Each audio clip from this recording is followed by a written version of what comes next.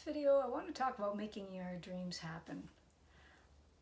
A lot of people will say to me that I'm very lucky, and while that is completely true, I'm extremely lucky.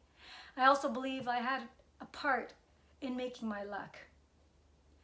When you get so obsessed with an idea, a destination, or something you want to do,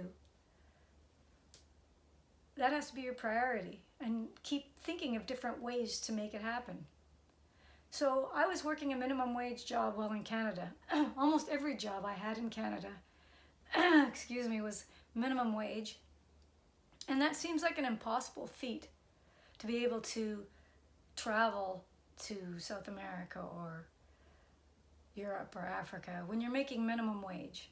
I had the benefit of living with my parents still, which was very helpful. I couldn't actually afford to live on my own if I expected to actually eat, as well as put a roof over my head.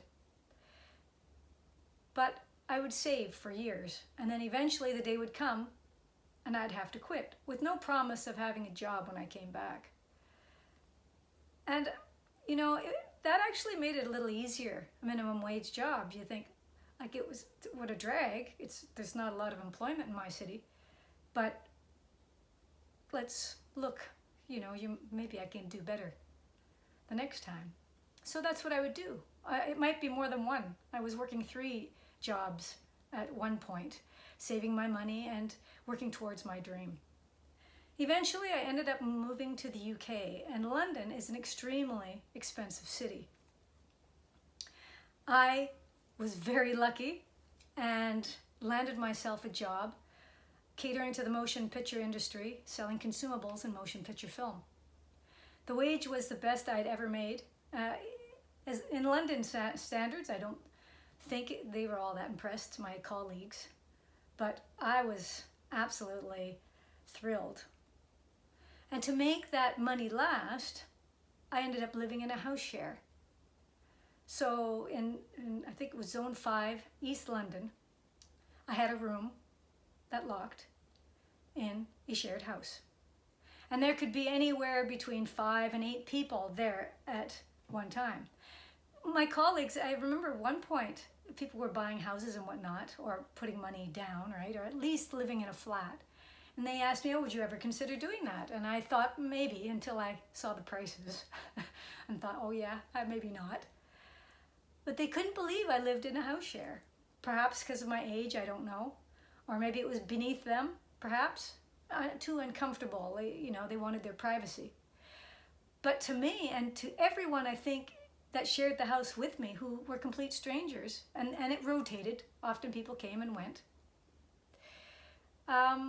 We were working towards a goal. We didn't mind the small space that we lived in. We made it work.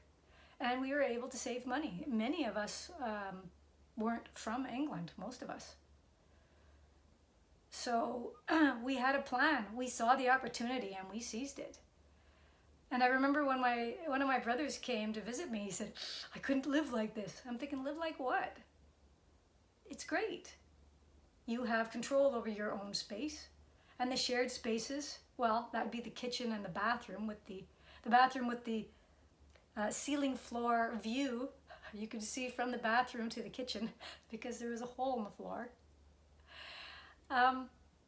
There were no other shared spaces, the kitchen and the bathroom. The room that was the living room was turned into a double room. But we made it work. I used to visit with a friend of mine, and we'd sit on the steps talking for hours or going for walks around the neighborhood. And it was a really fantastic experience.